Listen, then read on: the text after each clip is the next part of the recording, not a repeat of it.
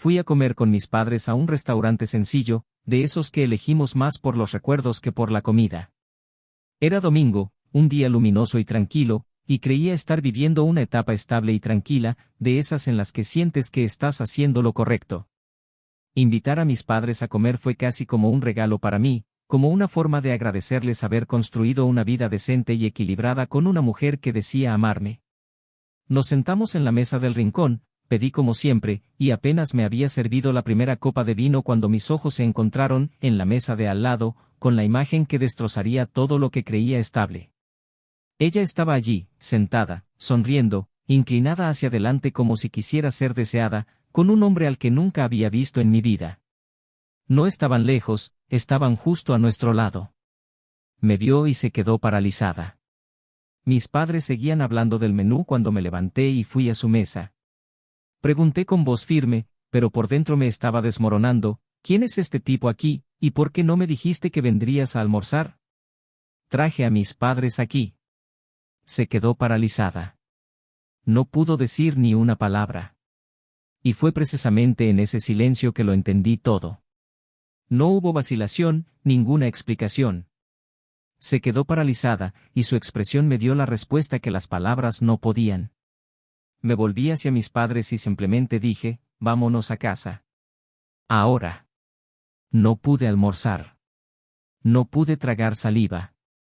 Llamé a mi abogado antes incluso de llegar a casa. Le pedí que iniciara el proceso de divorcio. Pedí rapidez, discreción. Le dije que no había vuelta atrás. Y no la hubo. Hasta que unos días después, cuando todo ya estaba resuelto, apareció en mi casa, como si aún hubiera lugar para las disculpas, para las lágrimas, para las promesas recicladas. Lo que más me dolió ese día no fue la traición en sí. Fue la facilidad con la que la ocultó. La facilidad con la que mintió durante tanto tiempo. El tiempo que tardó en demostrar lo que realmente sentía no fueron días ni semanas. Fueron años. Tuvo tiempo. Tiempo para amarme. Tiempo para elegirme. Tiempo para irse. Pero eligió mentir como rutina. Y me pregunté cuántos domingos pasó con él mientras yo cuidaba de la casa, pagaba las cuentas, preparaba café o simplemente le decía, buenas noches, amor, creyendo que era verdad. La traición no empezó en ese restaurante. Ese fue solo el detonante. Debió de empezar en algún momento en el que aún creía que me quería, cuando en realidad ya me veía como alguien demasiado predecible para mantener viva la ilusión. Cuando apareció en mi casa, después de que la atraparan, no vi arrepentimiento en sus ojos. Vi desesperación.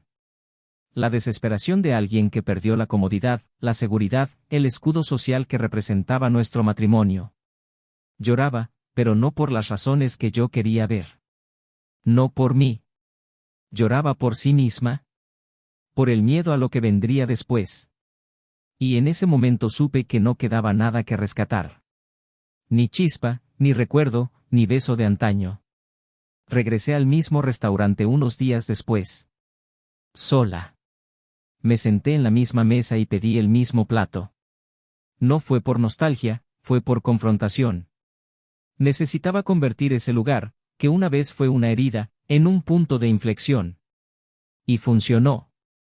Porque allí, en esa misma mesa donde se me rompió el corazón, conocí a otra persona.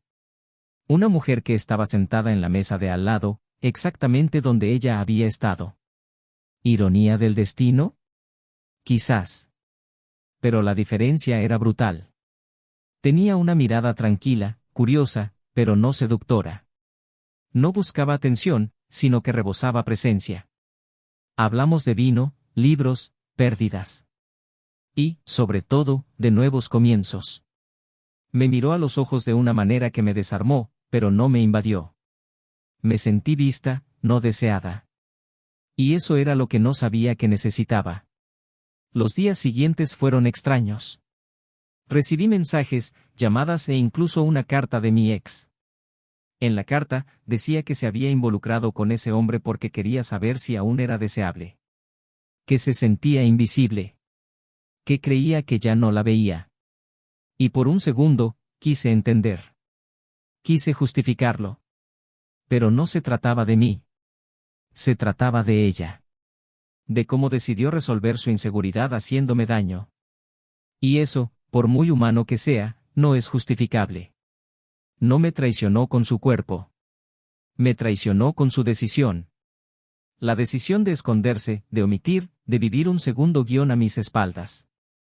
La decisión de convertir nuestra casa en un escenario donde solo ella conocía la trama. Empecé a salir con esa mujer del restaurante. Poco a poco. Sin prisas. Sin la urgencia de llenar el vacío que se había abierto. Ella sabía escuchar. No interrumpía. No daba consejos prefabricados. Simplemente escuchaba. A veces me tomaba de la mano y me decía, no eres el error que ella te hizo creer que eras. Y eso me sanaba en dosis silenciosas. Cada encuentro era un nuevo recuerdo que borraba un viejo dolor. Un día, durante un paseo por el parque, me preguntó si todavía sentía rabia. Y le dije, lo siento. Porque era sincera. Estaba completa. Y ella no sabía qué hacer con eso. Lo más trágico de la traición es que no solo destruye la relación. Destruye la imagen que tenemos de nosotros mismos. Y eso era lo que necesitaba reconstruir. Mi dignidad. Mi valor. Mi reflejo en el espejo. Intentó volver. Claro que lo hizo. Quería hablar, pedir perdón, jurarle amor eterno. Pero era demasiado tarde. El amor que sentía por ella murió no en el momento de la traición, sino en el momento en que me di cuenta de que ya no necesitaba rogar para ser elegido. Porque el amor verdadero no ruega. El amor verdadero se reconoce. Y en ese restaurante, donde todo se derrumbó, fue también donde todo volvió a empezar. Donde una historia murió para que otra pudiera nacer. Y hoy, cuando miro hacia atrás, no siento rencor. Siento gratitud. Porque, sin ese dolor, nunca habría descubierto cuánto puedo ser amado de verdad. Pero hay algo que nadie sabe. Algo que se le escapó sin querer, en uno de nuestros últimos encuentros, y que cambió por completo mi perspectiva de todo lo sucedido. Algo que me hizo comprender que tal vez nunca fui la única traicionada en esta historia. Y este detalle, que se le escapó sin darse cuenta, todavía me desvela. Bienvenidos al canal. Aquí lo dejamos claro, no apoyamos ningún tipo de traición. Las historias contadas son ficción pero conllevan una verdad brutal, la traición destruye, hiere y deja profundas cicatrices en el alma de quienes confían. Nuestro objetivo es mostrar, a través de cada trama, cómo la decisión de traicionar puede arruinar vidas enteras. Ahora respira profundamente. Prepárate para escuchar una historia impactante. Jonathan era de esos hombres que no llamaban la atención a primera vista, pero bastaba observarlo unos minutos para percibir su presencia firme y concentrada, como si cada paso tuviera un propósito. Hijo único de una pareja de maestros jubilados, poseía una educación refinada, no al estilo elitista, sino en la amabilidad con la que escuchaba y la paciencia con la que se relacionaba con el mundo. Tenía 38 años, ojos oscuros que parecían sopesar lo que veían antes de juzgar, y una forma de hablar serena pero firme que inspiraba confianza. Trabajaba como analista financiero en una empresa mediana y era respetado por sus colegas por su integridad y dedicación. Le gustaban las rutinas sencillas, pero cultivaba con celo los pequeños placeres, un café fuerte al amanecer, el silencio de los domingos, los paseos sin pretensiones al final de la tarde y las noches tranquilas con la mujer que creía el amor de su vida. Se llamaba Elisa. Tenía 34 años, con una belleza dulce que armonizaba con la delicadeza de su voz y la atención con la que se ocupaba de cada detalle de la casa, de las citas, de su propia vida. Psicóloga de formación, trabajaba a tiempo parcial en una clínica y, en su tiempo libre, se dedicaba al arte, pintaba cuadros abstractos que, para Jonathan, parecían transmitir exactamente lo que él no podía expresar con palabras. Se conocieron en una cena con amigos en común, 8 años antes. Fue él quien notó por primera vez, entre la conversación y las risas, su forma mesurada de sonreír y escuchar, como si filtrara todo antes de hablar. Ella, a su vez, quedó cautivada por su serenidad. Dicen que las personas maduras se eligen por el silencio que comparten, y quizás eso fue precisamente lo que los unió. La boda se celebró 2 años después de conocerse, sin una gran ceremonia, pero con una celebración íntima que reunió a familiares y amigos cercanos. la casa donde ahora viven se compró con parte de sus ahorros y mucho del buen gusto de ella. Una discreta casa de 2 pisos, de colores claros, con un jardín a la entrada y una sala de estar que recibía luz solar toda la mañana.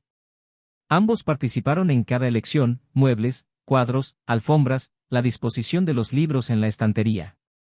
Esa casa no era solo una dirección, era un reflejo de la unión entre ambos, de sus deseos, personalidades, límites y afectos. A Jonathan le encantaba ver a Elisa los domingos por la mañana, caminando descalza por la sala con una taza de té en las manos, mientras la música suave sonaba de fondo. Creía, con serena convicción, que allí había encontrado su lugar en el mundo. Su relación tenía los elementos típicos de un matrimonio sólido. Había afecto, compañerismo y admiración mutua. Compartían planes, repartían las cuentas, reían de los mismos chistes, comentaban películas, se aconsejaban mutuamente cuando tenían dificultades y se esforzaban por cultivar pequeños rituales: cenar en la mesa sin celulares, desayunar los sábados con panqueques, pasear de la mano por el parque al final del día. Nada era grandioso, pero todo parecía suficiente. Sus amigos cercanos los veían como una pareja ejemplar, de esas que rebosan estabilidad e incluso cierto orgullo de ser quienes son juntos. A Jonathan le gustaba repetirles a sus compañeros de trabajo que había triunfado en la vida no por su puesto ni por el sueldo que recibía, sino porque llegaba a casa y sabía que se esperaba de él. Con el tiempo, la relación perdió naturalmente su fervor inicial. Los besos largos dieron paso a caricias más discretas, los impulsos de pasión fueron reemplazados por gestos de cariño diario. Pero Jonathan nunca lo vio como un problema. Creía que el amor verdadero no es el que arde todos los días, sino el que permanece encendido incluso en la brisa de la rutina. Para él, Elisa era su hogar. Ella, en cambio, siempre fue más introspectiva. No solía compartir todos sus sentimientos, pero demostraba afecto de forma sutil, dejaba notas entre sus libros, preparaba su plato favorito en los días difíciles, le alisaba el cuello de la camisa antes de que se fuera a trabajar. Nunca fue de palabras grandilocuentes, pero sus gestos eran emocionalmente precisos. Jonathan estaba contento con eso. Nunca le exigió más de lo que podía dar y siempre agradeció cada pequeña muestra de atención. En los últimos meses, sin embargo, Elisa parecía más distante. Nada evidente, nada que se pudiera identificar con claridad, pero él lo percibía. Llegaba a casa y encontraba una ligera tensión en el aire, como si la música de fondo desafinara. Tardaba más en responder a las preguntas, sonreía con menos frecuencia, apartaba la mirada cuando él hablaba del futuro. Jonathan intentaba no armar un escándalo. Lo atribuía al cansancio, a las exigencias del trabajo, al peso de las responsabilidades. Intentaba compensarlo prestándole más atención, preparaba cenas, compraba flores, organizaba pequeñas sorpresas. E incluso cuando ella parecía reaccionar con poco entusiasmo, él insistía. No por necesidad de complacer, sino por amor. Porque creía que toda relación pasa por etapas, y que el amor también significa esperar a la otra persona en los momentos en que está ausente de sí misma. Había algo en Elisa que estaba cambiando poco a poco. Empezó a salir más a menudo, a vestirse diferente, a usar labiales que no había usado antes. Decía que era una fase de redescubrimiento, que necesitaba tiempo para sí misma, que quería reconectar con su esencia femenina, con su identidad más allá del matrimonio. Jonathan la apoyaba. No con un entusiasmo ciego, sino con la madurez de quien entiende que el amor también requiere espacio. Nunca fue un hombre controlador. Confiaba en ella. Respetaba sus deseos, sus pausas, sus reservas. Pero en su interior, algo se agitaba con inquietud. Una intuición discreta, una incomodidad difusa que intentaba ignorar. Era como enfrentarse a un paisaje familiar que de repente empezaba a parecerle extraño, aunque nada hubiera cambiado visiblemente.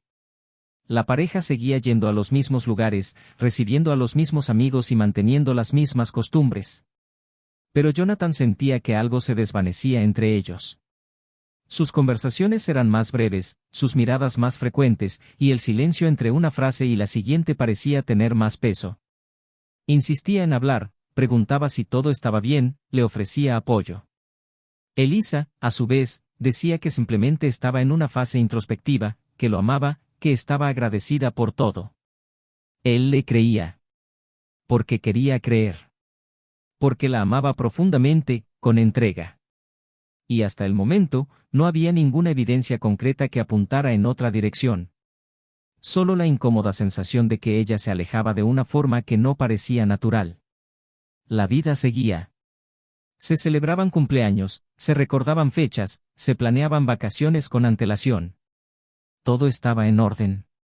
Jonathan, a pesar de las dudas que lo asaltaban de vez en cuando, se sentía comprometido a mantener ese amor.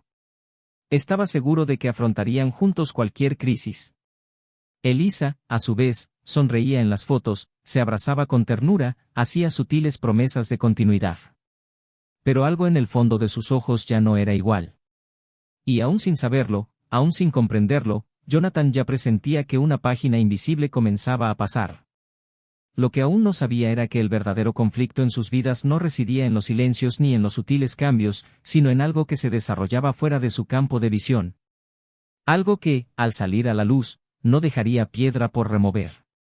Algo que lo obligaría a reconstruirse por completo. Lo que aún parecía solo una fase difícil era, de hecho, el presagio de un colapso. Un colapso que no sería ruidoso, sino devastador.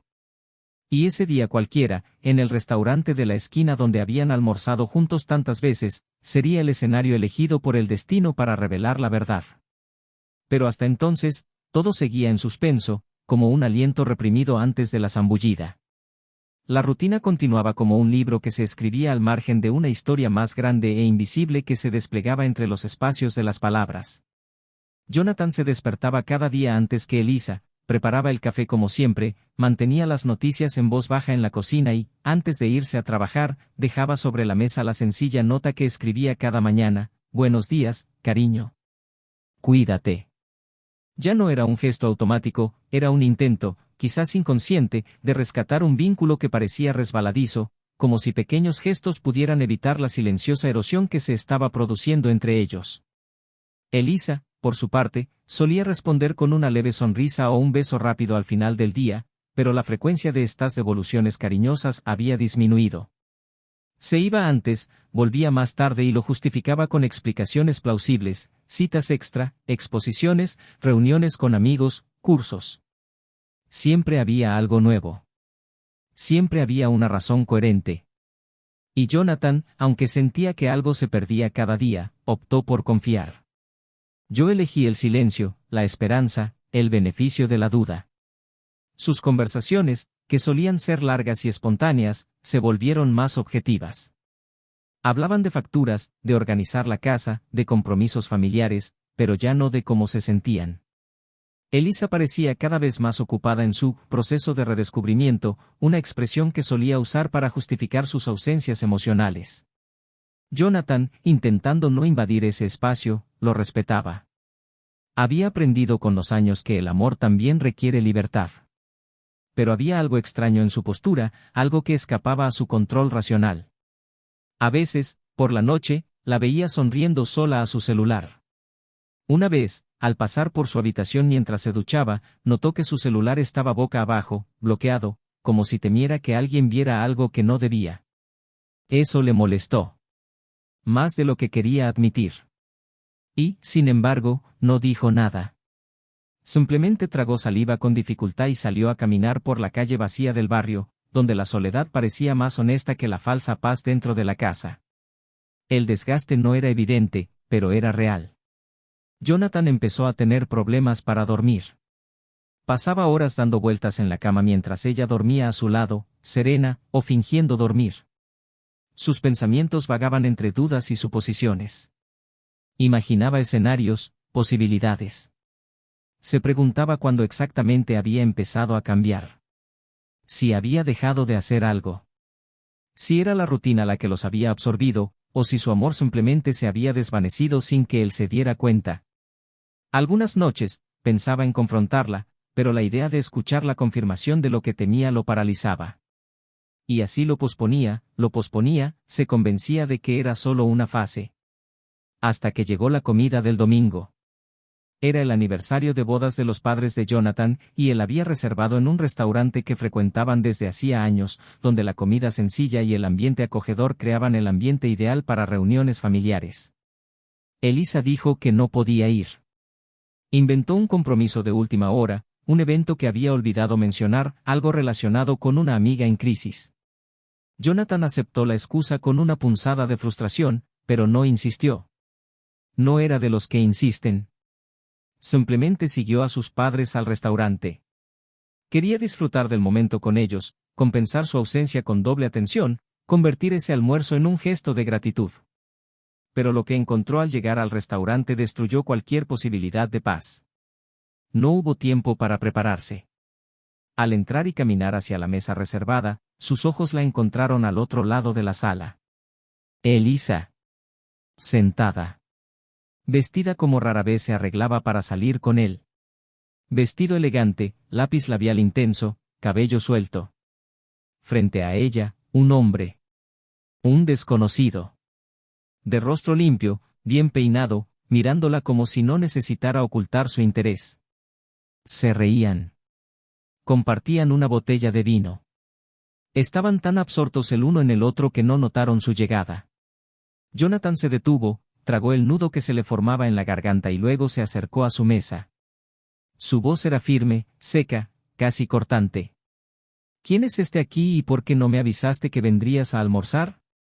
Traje a mis padres. El silencio que siguió fue más elocuente que cualquier respuesta. Elisa se quedó paralizada. Los ojos abiertos, la copa aún en la mano, el rostro pálido. El hombre a su lado parecía desconcertado, pero mantuvo la postura. Jonathan no esperó una explicación. No quería oír nada más. Se volvió hacia sus padres y simplemente les dijo, vámonos a casa. Ya.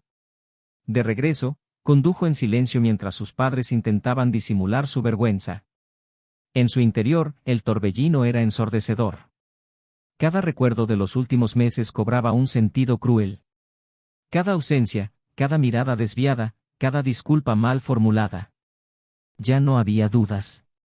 Ya no había lugar para ilusiones. Al llegar a casa, llamó a su abogado. Solicitó el divorcio. Me pidió que iniciara el trámite de inmediato. Y esa noche, yació solo en la cama donde una vez compartió sueños y ahora solo quedaban ruinas. Su aroma aún impregnaba las sábanas. Sus libros seguían en la estantería. Las fotos estaban intactas. Pero todo aquello parecía pertenecer a una vida que ya no existía. En los días siguientes, Elisa intentó contactarlo. Le envió mensajes. Le dejó notas. Se presentó en casa de sus padres. Insistió en hablar, en explicar. Pero Jonathan no quería explicaciones. No necesitaba más. Ya había visto suficiente. Lo que sintió en aquella mesa de restaurante no fue solo dolor. Fue la destrucción de una confianza cultivada durante años.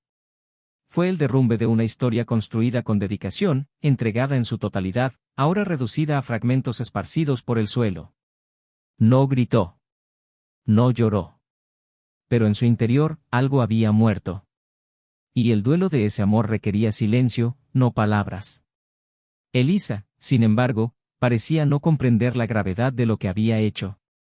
Las pocas veces que lograron hablar, él intentó justificarse con argumentos débiles. Ella dijo que se sentía perdida, que necesitaba atención, que quería redescubrir su feminidad. Jonathan escuchó en silencio, pero por dentro, se sentía indignado. Como si amar con constancia y respeto no fuera suficiente.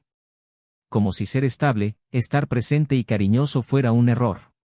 Por primera vez, comenzó a ver a Elisa no como la mujer que amaba, sino como alguien que eligió destruir algo puro por un capricho emocional.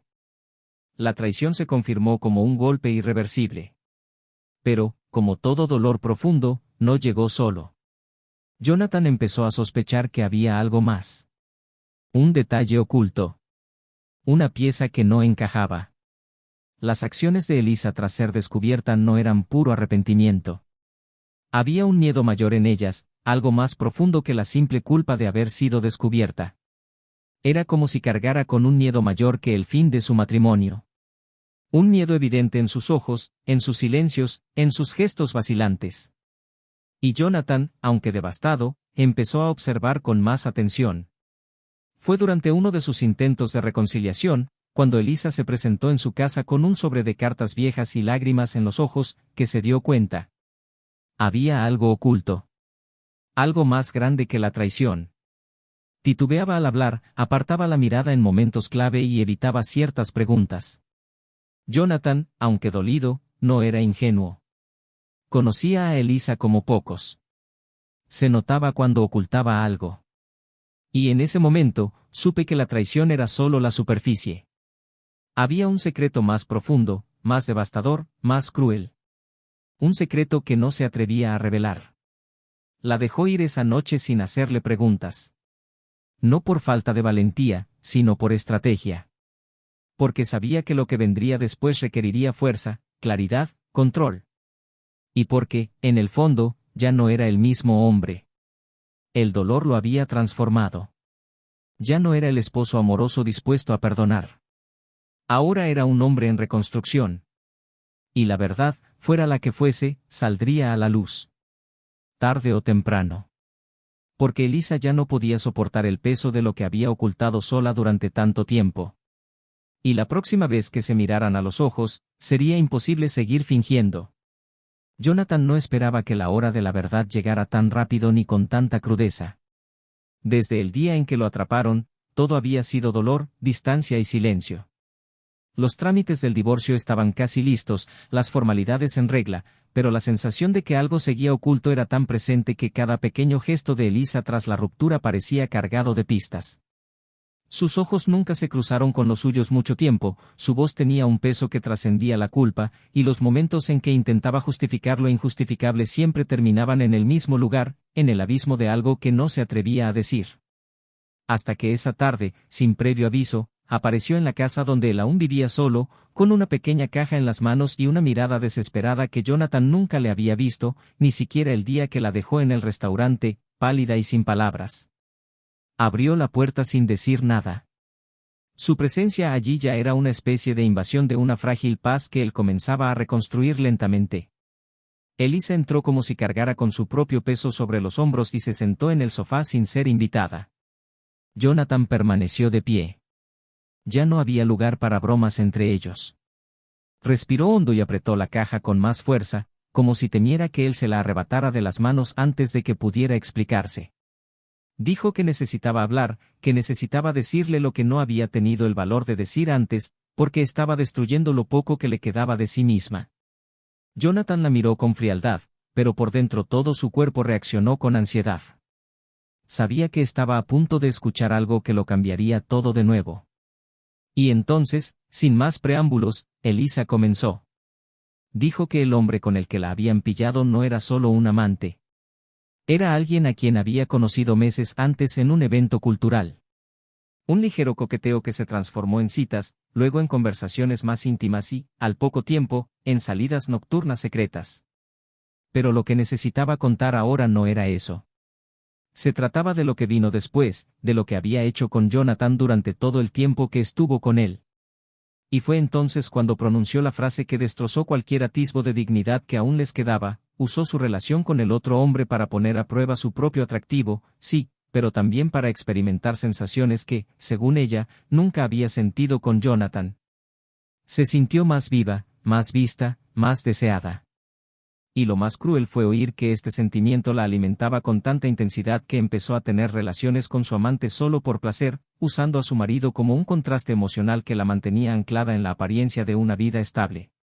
Jonathan permaneció en silencio, pero sus puños apretados y su mirada fija delataban su colapso interior. Entonces ella abrió la caja. Dentro había una pequeña grabadora. Jonathan la miró confundido, sin comprender.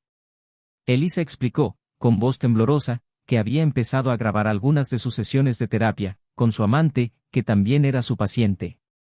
Quería estudiar el caso, dijo, para comprender la mente de un hombre con dificultades para relacionarse y que, irónicamente, estaba involucrado con una mujer casada. El absurdo crecía con cada frase. Pero eso no era todo. Durante una de las reuniones, por un impulso que ella misma apenas podía explicar, también había grabado una conversación íntima que habían tenido en uno de los hoteles que frecuentaban.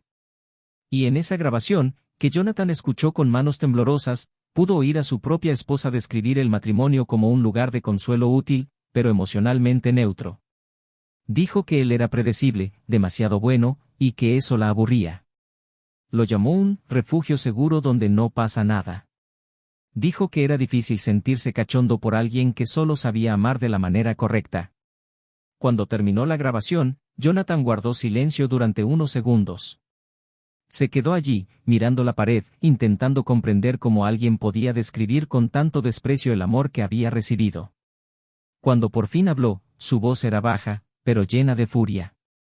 Le preguntó si alguna vez lo había respetado. Elisa intentó decir que sí, que lo respetaba como hombre, como persona, pero no como pareja. Dijo que se había extraviado, que había confundido la libertad con el egoísmo, que solo ahora comprendía la profundidad de la destrucción que había causado. Jonathan la interrumpió entonces. Le preguntó si creía que la traición era solo el acto físico. Que el amor solo se compone de deseo. Que, durante todos esos años, nunca había deseado a otra mujer, nunca había tenido la oportunidad ni el impulso, sino que había elegido quedarse porque creía en la construcción. Le preguntó, con la voz ya alterada, si tenía idea de lo que era mirar a alguien a los ojos todos los días, creyendo que había verdad, cuando en realidad solo era una farsa bien ensayada. Elisa lloraba, pero ahora sus sollozos parecían impotentes ante el abismo que había creado. Intentó acercarse, tocarlo, pero Jonathan retrocedió. Dijo que esta era la última vez que permitiría su presencia allí. Que ya no había espacio para el dolor, ni siquiera para el resentimiento. Solo había vacío. Un agujero donde alguna vez existió algo noble. Y que ahora entendía lo que debía hacer. No por ira, sino por justicia emocional. Le dijo que ya no sentía nada, ni odio ni tristeza, solo vergüenza por haber amado a alguien capaz de aprovecharse de su entrega para alimentar su propia necesidad. Y entonces, antes de salir de la habitación, le dejó claro que ella no solo había destruido un matrimonio. Había destruido su propia oportunidad de ser recordada con dignidad. Después de que ella se fuera, Jonathan permaneció allí, en silencio, durante horas. No sabía si llorar, gritar o romper algo. Pero terminó haciéndolo de siempre, se sentó a la mesa de la cocina, abrió un cuaderno en blanco y empezó a escribir. Escribió sobre sí mismo, sobre lo que sentía, sobre el vacío. Y fue allí, entre una frase y otra, que sintió algo diferente. Una chispa. Un recuerdo. De la mujer del restaurante. La desconocida que lo miró con calma y respeto, que no quiso saber su historia, pero compartió con él una conversación sencilla y sincera sobre libros y vino. En ese momento, comprendió que no todo estaba perdido. Que quizás había algo en el horizonte más allá de la destrucción. Pero antes de poder seguir adelante, necesitaba liberarse. Y ahora, por fin, estaba listo. Lo que Elisa le había revelado explicaba muchas cosas. Pero lo que aún no había dicho, eso, sí, era lo que aún faltaba para que la historia cobrara sentido. Y ya iba empezando a juntar las piezas, una a una, hasta que vio lo que siempre había estado ahí, pero él nunca había visto. En los días posteriores a la revelación, Jonathan no volvió a buscar a Elisa ni respondió a los mensajes que ella seguía enviándole. Los leyó todos, no con la esperanza de encontrar algo nuevo, sino por una necesidad casi masoquista de afrontar las ruinas con lucidez. Percibió en los textos su desesperado intento por rescatar fragmentos de lo destruido, por justificar lo injustificable, por desandar el camino con palabras que nunca se dijeron cuando aún podían tener algún valor. Pero para él, ahora, todo lo que provenía de Elisa era un recuerdo distorsionado, un recuerdo reescrito por el dolor. Su presencia existía solo como un eco en su interior, un ruido amortiguado por todo lo que había descubierto. Su ausencia física ya no era un vacío, sino un alivio. El verdadero reto era silenciar la mente que insistía en revivir viejos momentos a la luz de la mentira revelada. No buscaba comprender. Buscaba olvidar. Y en este proceso, se estableció un nuevo ritmo en su vida, rutinas rehechas, caminos cambiados, lugares que antes frecuentaba ahora evitados. Como quien aprende a caminar por una ciudad destruida por un terremoto. Fue entonces, un martes por la tarde, cuando se reencontró con Clara, la mujer del restaurante. por casualidad o ironía del destino, estaba sola de nuevo, sentada junto a la ventana del café donde él había parado a tomar un café tras una reunión agotadora. Ella lo reconoció al instante, sonrió con la misma serenidad de la primera vez y, con un simple gesto, le ofreció la silla frente a él. Jonathan dudó una fracción de segundo, pero terminó sentándose. Hablaron sin rodeos. Ella no preguntó por Elisa ni por el escándalo del restaurante, aunque era evidente que lo sabía todo. Solo dijo que había visto algo en sus ojos ese día, una tristeza silenciosa y profunda, y que no le parecía justo apartar la mirada. Jonathan, sorprendentemente, se sintió a gusto. Hablaba poco, pero escuchaba mucho. Clara tenía una forma de hablar poco común, lenta, profunda, como quien respeta el silencio y no teme la incomodidad. Hablaba de la vida como quien ha perdido el equilibrio varias veces, pero también sabe reconstruirla con belleza. Había en ella una fuerza que no provenía de la dureza, sino de la madurez de quien aprendió a no huir de lo que siente. Los siguientes encuentros se sucedieron con naturalidad, como el desarrollo de algo que ya había comenzado, aunque discretamente. Salieron a pasear, vieron películas, tomaron largos cafés donde hablaron de todo, menos de lo que les dolía. Clara no forzó nada, no le preguntó más de lo que quería contar, y con eso, Jonathan se sintió libre. Por primera vez en meses, no se sintió medido, analizado, comparado. Simplemente existía. Y este simple acto de ser, sin presión, fue lo que empezó a sanar. Durante uno de estos encuentros, sentados junto al lago, ella comentó que la gente confunde la paz con el aburrimiento, la intensidad con la verdad. Y que, a menudo, lo que destruye las relaciones no es la falta de pasión, sino la búsqueda desesperada de algo que ellos mismos no pueden definir. Jonathan escuchó eso con un nudo en la garganta. Era como si ella hubiera traducido exactamente lo que él había experimentado con Elisa, pero con una delicadeza que no dolía. Mientras tanto, Elisa insistía. Llamaba, se presentaba en lugares que sabía que él frecuentaba, dejaba mensajes a amigos en común. Y entonces, una noche, cuando Jonathan regresó de cenar con Clara, la encontró sentada en las escaleras de su casa. Estaba empapada por la lluvia, con una expresión de agotamiento, casi irreconocible. Le pidió solo 5 minutos. Jonathan dudó, pero la dejó entrar. Permanecieron en silencio en la sala durante varios segundos, hasta que Elisa empezó a hablar. Dijo que había descubierto lo emocionalmente vacía que estaba. Que se había pasado la vida intentando ser deseada porque nunca había sabido cómo lidiar con la idea de ser amada. Que el amor que él le ofrecía era demasiado real, demasiado denso, y no sabía qué hacer con él. Por eso buscaba en su amante una especie de escenario donde pudiera sentirse viva, pero que nunca se tratara de él, sino de la versión de sí misma que quería mantener. Jonathan la escuchaba atentamente, pero sin emoción. Era como ver una película cuyo final ya se conocía. Fue en ese momento que la verdad llegó, como un puñetazo en el pecho. Elisa respiró hondo y dijo que había algo más. Algo que necesitaba contar. Y entonces confesó que, en las últimas semanas de su matrimonio, no solo se había involucrado con su amante, sino que también lo había presentado a amigos como si fueran pareja. Jonathan abrió mucho los ojos, pero guardó silencio. Ella continuó. Dijo que, en una de esas reuniones, había mentido, diciendo que ya estaban separados y que Jonathan la había abandonado emocionalmente hacía años. Usó esta versión para justificar la relación paralela. Pero lo más grave fue lo que vino después. Había escrito un artículo sobre las relaciones humanas y la fragilidad emocional, usando su propio caso como ejemplo. Lo firmó con seudónimo, pero el contenido estaba claramente inspirado en su relación. Expuso detalles íntimos, narró episodios de su relación con graves distorsiones, y el texto terminó siendo publicado en un blog académico con amplia repercusión. Aunque su nombre no estuviera allí, cualquier persona cercana a ella sabría quién era. La humillación fue silenciosa pero cortante. Jonathan cerró los ojos un instante, intentando contener la avalancha de sentimientos. Le preguntó por qué lo hacía. Elisa, ya entre lágrimas, respondió que quería sentirse importante, reconocida, valorada por algo. Que escribir ese texto era su forma de cobrar relevancia, de transformar su culpa en discurso, su ruina en estudio.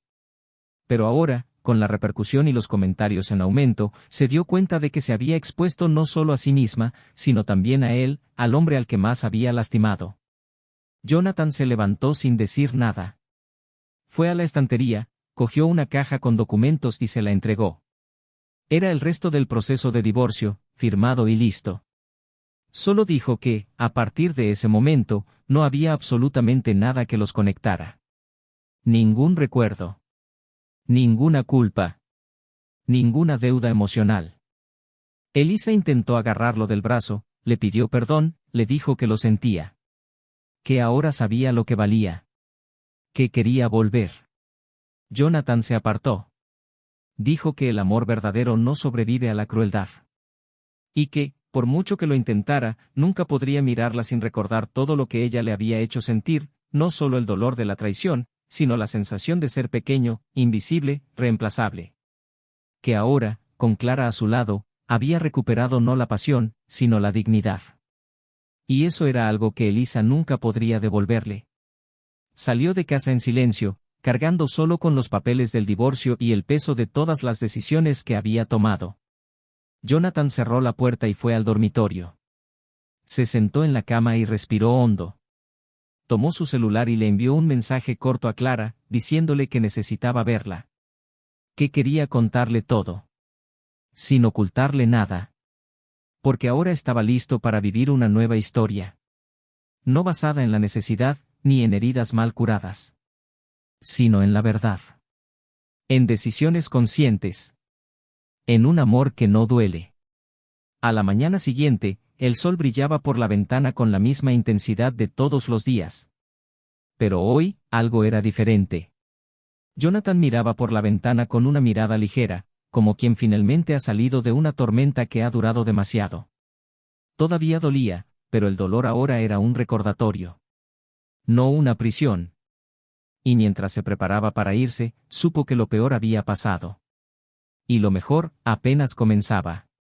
Esa mañana, tras su último encuentro con Elisa, el mundo a su alrededor parecía más tranquilo. No era el silencio de una paz absoluta, sino el de un entorno que esperaba ser reconstruido tras el caos. Jonathan se despertó antes de que sonara la alarma, abrió las cortinas con la lentitud de quien aún asimila todo lo que había oído y vivido en las últimas horas, y se quedó allí, con las manos en los bolsillos del pijama, contemplando el cielo despejado que se extendía sobre los tejados. Era extraño pensar que allí, en esa misma habitación donde tantas veces habían tomado café juntos y discutido proyectos de fin de semana, ella había revelado la parte más cruel de la historia. La traición había sido la herida, pero la exposición deliberada de su intimidad, sin consentimiento, fue la sal que se echó a la herida aún abierta. Esa era la cicatriz que más quemaba ahora. El dolor ya no provenía del amor roto, sino de la conciencia de que se había reducido a una metáfora para justificar las inseguridades de otra persona ante su propio fracaso. Durante los días siguientes, evitó las reuniones sociales, mantuvo cierta distancia incluso de Clara, no porque quisiera alejarla, sino porque sentía la necesidad de reorganizar sus propios pensamientos antes de permitir que otra historia se entrelazara por completo con la suya. No quería traer los restos de un trauma a algo que aún podía ser puro. Aprovechó este tiempo para caminar, escuchar música antigua, reorganizar la casa, incluyendo retirar todos los objetos que le recordaban su relación anterior. No de forma abrupta, sino como un proceso ritual, una forma de despedirse de las capas que lo ataban a una narrativa que ya no tenía sentido. Cada gesto, cada caja empaquetada, cada cuadro descolgado de la pared traía consigo una extraña sensación de duelo, pero también de liberación. El dolor no había desaparecido, pero ahora se diluía en la claridad. Ya no era una sombra difusa, era una marca visible, comprendida y, por lo tanto, menos amenazante. El dilema que comenzaba a surgir, sin embargo, ya no giraba en torno a Elisa, ni siquiera al pasado. Se trataba de qué haría con aquello en lo que se había convertido. El tipo de hombre en el que Jonathan se había convertido lo obligaba a enfrentarse a nuevas preguntas: ¿cómo volver a amar sin miedo? ¿Cómo confiar sin desconfianza automática? ¿Cómo entregarse por completo sin temer el abandono o la exposición? Y, lo más importante, ¿cómo permitirse ser feliz de nuevo sin sentirlo como una traición a su propio dolor? Era una delicada paradoja, porque al mismo tiempo que deseaba seguir adelante, había una parte de él que se sentía culpable por querer hacerlo tan pronto. Como si reconstruir su vida tras la ruptura tuviera que seguir un plan de sufrimiento previamente determinado. Y en este impas interno, Jonathan comenzó a comprender que la gran batalla ahora era contra la voz dentro de su propia cabeza, no contra Elisa, ni contra el pasado, sino contra la creencia de que el amor se había convertido en un territorio demasiado peligroso para ser habitado de nuevo. Clara, en cambio, respetaba el espacio. Enviaba mensajes cariñosos, a veces compartía fragmentos de libros, una canción nueva, una foto del cielo al final de la tarde. Nunca exigía, nunca presionaba, simplemente se hacía presente de forma amable y constante. Jonathan lo apreciaba. Sabía que había algo excepcional allí, pero precisamente por eso, quería estar completo antes de entregarse. Y fue una tarde de domingo, mientras hojeaba un viejo cuaderno donde solía escribir sus reflexiones, que encontró un pasaje escrito meses antes, cuando aún estaba casado. Era una pequeña nota, casi escondida entre otras frases: si este amor alguna vez termina, quiero tener la fuerza para no ser cínico. Quiero seguir creyendo que hay alguien que me amará sin destruirme. Al releerlo, algo en su interior cedió. Como si las propias palabras, escritas en un momento de ingenuidad, ahora lo autorizaran a intentarlo de nuevo. Ya no se trataba de olvidar lo sucedido, sino de no permitir que definiera lo que vendría después.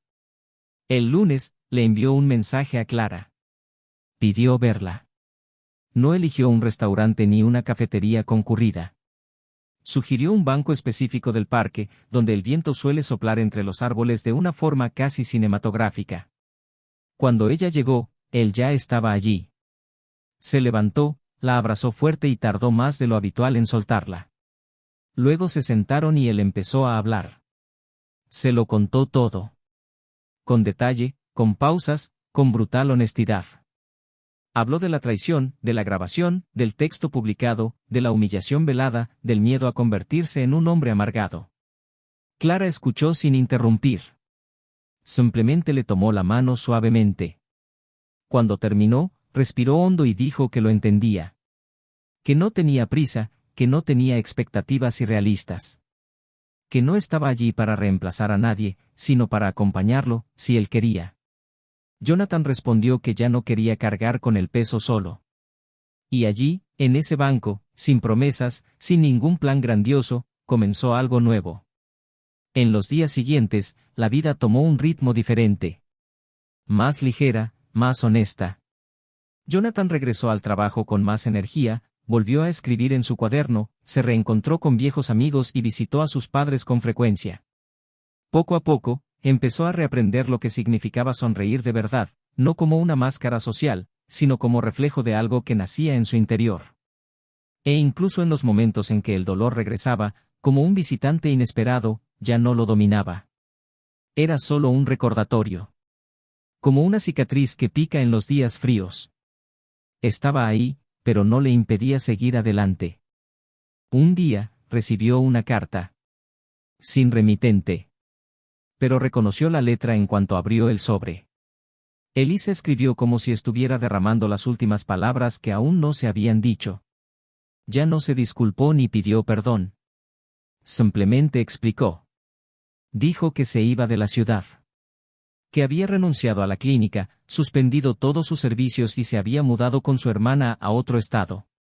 Dijo que había comprendido que nunca podría compensar lo que había hecho. Que no esperaba redención, solo quería que él supiera que su dolor no había sido en vano. Que el texto había sido eliminado del blog, que se había retractado de su declaración a los editores, aunque sabía que eso no borraría lo que se había hecho. Terminó la carta diciendo que si alguna vez volvía a confiar en el amor, no debía hacerlo porque ella lo hubiera olvidado, sino porque se lo merecía. Porque se merecía a alguien que lo amara completamente. Jonathan releyó la carta varias veces. No lloró. No sonrió. Simplemente guardó el papel doblado en una caja al fondo del cajón. No como recuerdo, sino como prueba de que había sobrevivido. Ese mismo día, invitó a Clara a cenar. Preparó el plato que más le gustaba, encendió velas, eligió música instrumental suave y se puso la camisa que había comprado meses antes pero que nunca había usado. Cuando ella llegó, la recibió con un beso tranquilo y una mirada firme. Y en esa mirada, Clara comprendió que algo había cambiado. Que ahora él estaba allí por completo. Que el dolor ya no hablaba por él. Que el hombre frente a ella era alguien que se había enfrentado a la peor versión del amor y aún no había dejado de creer. Y fue en ese silencio lleno de significado que la noche se desplegó, entre conversaciones profundas, risas discretas y planes tenues, como quien dibuja una nueva historia lentamente pero con valentía. Afuera, el mundo seguía al mismo ritmo.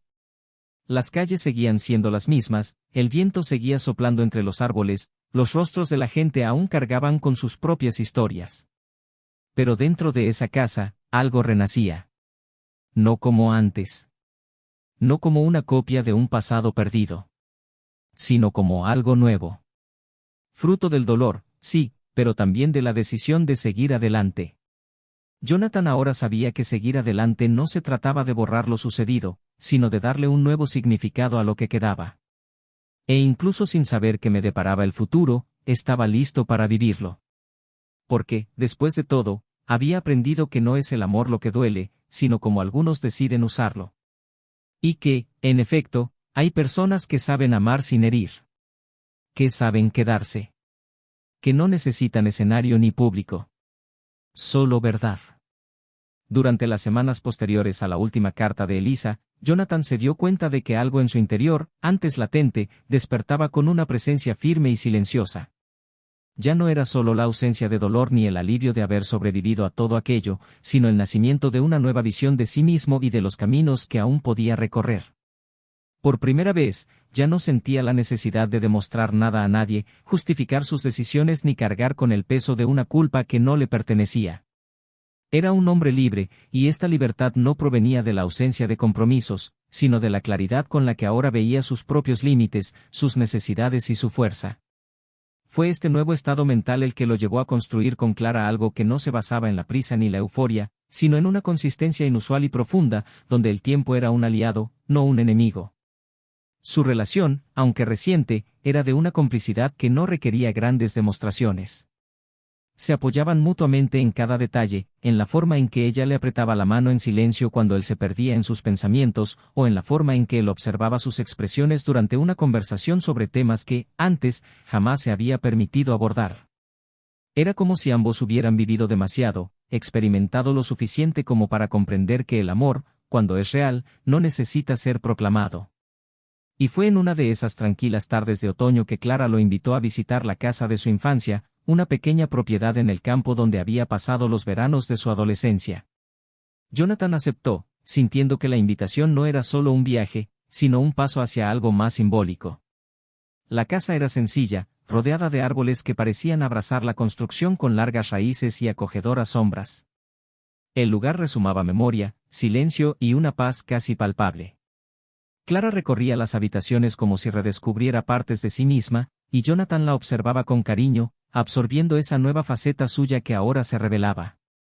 Pasaron el fin de semana allí, cocinando juntos, leyendo en silencio, hablando al borde del porche sobre temas que parecían más intensos al estar lejos del ruido del mundo. Fue allí donde Clara, por primera vez, también compartió su dolor, no como un lamento, sino con sinceridad. Habló de una relación abusiva del pasado, de la culpa que cargó durante años por no haber reaccionado antes, de cómo había reaprendido a confiar en su propio juicio. Jonathan la escuchó con respeto y, cuando terminó, le tomó la cara entre las manos y le dijo que no la veía como alguien marcada por un trauma, sino como alguien que eligió no dejarse definir por él.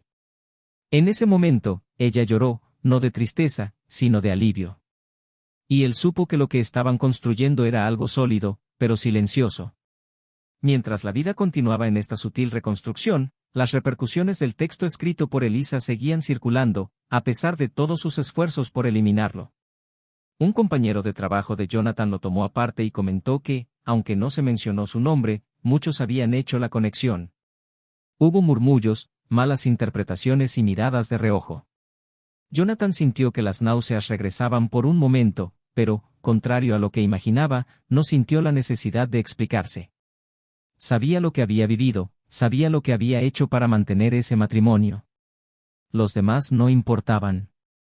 Pero lo que más le sorprendió fue la reacción de Clara cuando se lo contó. Simplemente dijo que los demás solo saben lo que les permitimos saber. Y que la verdad, por mucho que tarde, siempre prevalece, aunque sea en silencio. Una noche particularmente fría, mientras paseaban por las calles del casco antiguo, Clara lo llevó a una pequeña galería de arte. Jonathan no sabía mucho de pintura, pero una pintura en particular lo cautivó, una mujer sentada junto a una ventana, mirando hacia afuera, con un libro abierto en el regazo y una mirada que mezclaba contemplación y despedida. La escena le resultó tan familiar que permaneció inmóvil varios minutos frente al lienzo. Clara, a su lado, comentó que la artista había pintado esa obra tras el fin de un matrimonio de 20 años. Era la representación del momento en que ella decidió continuar. Jonathan sintió un escalofrío recorrerle la espalda. Se dio cuenta de que, de alguna manera, esa pintura reflejaba exactamente lo que estaba experimentando. Y comprendió, entonces, que había una inmensa belleza en aceptar el final, no como un fracaso, sino como un renacimiento. Esa misma noche, en casa, cocinaron juntos. Clara puso una vieja canción francesa que su madre solía escuchar, y mientras el arroz terminaba de cocinarse, Jonathan la miró con otros ojos. Ya no era una mirada de deseo, sino de reconocimiento. Reconociendo un hogar. Ella notó la mirada y sonrió. Él se acercó, le tocó el rostro y le dijo, en voz baja, que nunca pensó que sería posible volver a sentirse completo. Clara respondió que él no estaba completo a pesar de lo que había pasado, sino precisamente por ello. Fue el dolor lo que lo moldeó, fue la pérdida lo que lo preparó para amar de verdad. Ese momento fue más íntimo que cualquier gesto físico. Fue el encuentro de dos almas que conocían el precio de lo que llevaban y, aún así, estaban dispuestas a seguir adelante. En los días siguientes, Jonathan volvió a escribir. Reanudó un viejo proyecto de colecciones sobre experiencias humanas, esta vez con mayor profundidad. No escribió sobre el dolor en sí, sino sobre la capacidad de superarlo. Clara leyó los textos, opinó y sugirió. Fue un proceso compartido, y al observar cómo fluían las palabras, Jonathan se sintió más fuerte y centrado. Un día, un amigo cercano leyó uno de los textos y comentó que parecía la escritura de alguien que finalmente había hecho las paces con su pasado. Jonathan respondió que hacer las paces no significaba olvidar, sino aceptar que algunas heridas dejan huella, y que, si se cuidan bien, estas huellas pueden transformarse en arte. Una mañana, al salir de casa, encontró una pequeña caja en la puerta. Dentro había una vieja foto de un día de boda normal con Elisa. Estaban sentados en un banco del parque, con un perro callejero tumbado a sus pies. Detrás de la foto, solo había una frase escrita a mano: nunca quise ser tu error, pero lo fui. Espero que seas tan feliz como mereces ser conmigo. Jonathan no se inmutó. Simplemente respiró hondo, dobló la foto y la tiró a la basura. Ese fue, finalmente, el último eco de una historia que ya no necesitaba ser alimentada. Ya no había lugar para el remordimiento, para el anhelo distorsionado ni para los vestigios de un amor perdido entre la vanidad y el egoísmo. Esa misma tarde, Clara lo esperaba en el mirador donde solían hablar del futuro. Al verlo llegar, sonrió levemente y le tendió la mano. Jonathan se sentó a su lado, entrelazó sus dedos con los de ella y miró al horizonte. Dijo que, por primera vez en mucho tiempo, no tenía prisa. Que quería vivirlo todo a su ritmo. Clara apoyó la cabeza en su hombro y dijo que no sabía qué vendría, pero que estaba dispuesta a descubrirlo. Jonathan no respondió. Simplemente cerró los ojos y le agradeció en silencio haber llegado hasta allí. No como un superviviente de una tragedia, sino como alguien que había aprendido a renacer tras verlo todo derrumbarse. Y que ahora, por fin, entendía que el amor verdadero no grita, no exige, no destruye. El amor verdadero permanece, escucha, acoge y vuelve a empezar. Y este nuevo comienzo, aunque tímido, era todo lo que necesitaba. Aquella mañana de primavera, el cielo estaba particularmente despejado, como si el mundo quisiera seguir con serenidad cómplice la nueva etapa que se abría ante Jonathan. El tiempo había transcurrido con la precisión necesaria para que se reconstruyera, sin prisas, sino con la firmeza de quien sabe lo que lleva y ya no quiere ninguna carga que no haya elegido conscientemente. Estaba sentado junto a Clara en un jardín abierto, donde brotaban hojas nuevas de ramas que habían soportado los vientos más crudos del invierno. Allí, en esa vívida sencillez de la naturaleza, un capítulo terminaba sin fanfarrias, pero con la intensidad de todo lo real. Jonathan sabía ahora que volver a amar no significaba traicionar lo que había sentido en el pasado, sino reconocer que lo había sobrevivido. Sabía que seguir adelante no significaba despreciar el dolor, sino agradecer lo que éste le había enseñado y que nunca aprendería del todo. Con Clara, había descubierto que la felicidad no reside en los grandes gestos, sino en los silencios compartidos, en las mañanas sin urgencia, en las miradas que acogen incluso lo que aún duele. Clara, en cambio, nunca quiso ocupar el lugar de nadie, y quizás por eso se ganó un lugar tan especial. Era una mujer de presencia serena, de palabras sanadoras y de una fuerza que no necesitaba demostrar su valía constantemente. Había aprendido a amar sin apego, a ofrecer su corazón sin exigir garantías, y con Jonathan había encontrado el inusual equilibrio entre la entrega y la libertad. Conocía cada herida que él cargaba, no como un recuerdo vivo, sino como la marca de un pasado que ya no lo definía. Juntos, construyeron una relación cimentada sobre raíces, no sobre la prisa. Y esta sólida base les permitió soñar con un futuro que, aunque incierto, era prometedor. Ella no buscaba la perfección, solo la verdad. Y con él, por fin la encontró. Mientras tanto, en otro rincón, Elisa intentaba, día tras día, reconstruirse a partir de los pedazos que había creado. Se había mudado a otro estado, había empezado un nuevo trabajo en una clínica discreta donde nadie sabía quién había sido. Evitaba las redes sociales, bloqueaba cualquier contacto con el pasado y, en sus momentos de tranquilidad, escribía compulsivamente en cuadernos que nunca mostraba a nadie. Se acabaron los artículos, se acabaron las defensas académicas, solo los arrebatos crueles y dolorosos en los que admitía que todo lo que había hecho había sido impulsado no por el amor, sino por el miedo. Miedo a ser olvidada, a no ser deseada, a envejecer con alguien que no la ilusionara, sin comprender jamás que el deseo más verdadero nace del respeto y la presencia continua. En los espejos que miraba a diario, Elisa ya no veía a la mujer segura que una vez fue. Veía la sombra de alguien que se había destruido a sí misma por vanidad y, al intentar justificarse, se había hundido aún más. Hubo días en que consideró disculparse de nuevo, pero se echó atrás al recordar que algunas cosas, una vez rotas, ya no se pueden arreglar. Y vivir con esta conciencia fue el mayor castigo. No hubo escándalo, no hubo exposición, pero la soledad que se instaló en su vida fue de esas que corroen en silencio. Su amante, quien previamente le había prometido una nueva vida, desapareció tras enterarse de la exposición pública. Para él, todo había sido solo una aventura, y cuando comprendió que Elisa quería más de lo que él podía ofrecer, huyó sin dejar rastro. La última vez que intentó buscarlo, le respondió una mujer al otro lado de la línea, quien simplemente dijo, sin dudarlo, que él había seguido adelante y que ella debería hacer lo mismo. Esa noche, Elisa lloró como nunca antes, no por añoranza, sino porque se dio cuenta de cuánto se había perdido a sí misma intentando demostrar algo que ni siquiera sabía qué era.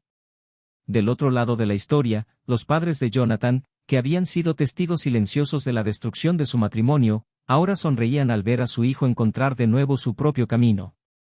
Habían guardado silencio cuando él se lo pidió, respetando sus decisiones y su dolor, pero conservaban en sus ojos el sufrimiento de quien ve a un hijo traicionado no solo en el amor, sino en el alma. Cuando conocieron a Clara, su madre lloró en silencio. Dijo que no podía explicarlo, pero sentía que ahora estaba con alguien que lo veía de verdad, sin filtros, sin miedos. Y eso era todo lo que deseaba, que su hijo fuera amado como siempre lo merecía. En una tarde tranquila, Jonathan fue al registro civil, firmó los últimos documentos para la división de bienes, eliminó los nombres conyugales de las cuentas y cerró legalmente un ciclo que había terminado emocionalmente hacía mucho tiempo. Al salir, llamó a Clara y le dijo, sin peso alguno en la voz, que estaba oficialmente libre. Ella respondió con un «lo sé», que transmitía más amor que cualquier declaración. Era un nuevo comienzo, no porque el documento estuviera firmado, sino porque su corazón finalmente estaba limpio para volver a amar, sin rastro de rencor, sin rastro de dolor. Unos meses después, publicó un pequeño libro independiente con crónicas sobre nuevos comienzos. No usó nombres ni contó historias. Pero entre líneas, quienes lo conocían bien entendían el origen de cada palabra. Recibió mensajes emotivos, invitaciones a conferencias y, por primera vez, vio su dolor transformado en inspiración para otros. Cuando Clara se lo presentó a un amigo editor, este rechazó una propuesta comercial más grande. Dijo que el libro era demasiado íntimo para convertirse en un producto. Quería que lo leyeran las personas adecuadas, no las masas. Y Clara lo entendió. Porque siempre lo entendió. El tiempo, con su paciencia y su justicia implacable, seguía pasando. Elisa, aislada en su nueva rutina, se enteró del libro por casualidad, al leer un comentario en un foro literario. Compró un ejemplar y leyó cada línea con ojos turbios. Sabía que se trataba de ella, aunque su nombre no apareciera. Y por primera vez, comprendió la magnitud del dolor que había causado. Quiso escribir, disculparse de nuevo, pero no lo hizo. Sabía que ahora, cualquier palabra solo serviría para aliviar su propia culpa. Y tal vez sería justo que guardara silencio. La vida ya le había demostrado, clara y duramente, que la traición no es solo un acto físico. Es una elección constante de negar lo que se tiene, con la esperanza de encontrar afuera lo que solo se puede construir adentro. Y ahora, lo que tenía era el eco de sus propias decisiones. Jonathan y Clara, en cambio, siguieron creciendo. No necesitaban promesas eternas ni declaraciones diarias. Su amor se componía de presencia, de decisiones silenciosas, de profundo respeto. Aprendieron a mirarse con naturalidad, a discutir con madurez, a callar cuando era necesario y a reír incluso en los días difíciles. Juntos, eran la prueba viviente de que el amor no tiene que ser perfecto, pero sí verdadero. Y este amor, a diferencia de todo lo que Jonathan había conocido, se componía de cariño. Ahora que esta historia ha llegado a su fin, con cada personaje siguiendo su propio camino, queremos saber de ti. ¿Qué te pareció este viaje? ¿Qué parte te conmovió más? Deja un comentario abajo, queremos saber tu opinión. Y si te gustó esta historia, suscríbete al canal para más historias emocionantes como esta. La traición es una herida profunda, una decisión que destruye hogares, hunde sentimientos y desgarra el tejido más sagrado de cualquier relación, la confianza. Puede empezar con miradas, palabras, ausencias silenciosas, pero siempre termina igual, con un vacío difícil de llenar. Que esta historia sirva de advertencia, de espejo, de reflexión.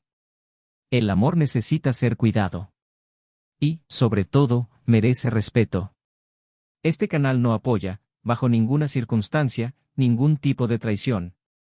Seguimos contando historias no para romantizar el dolor, sino para recordar que las decisiones tienen consecuencias y que la verdad, aunque sea dolorosa, siempre es el mejor camino. Hasta la próxima.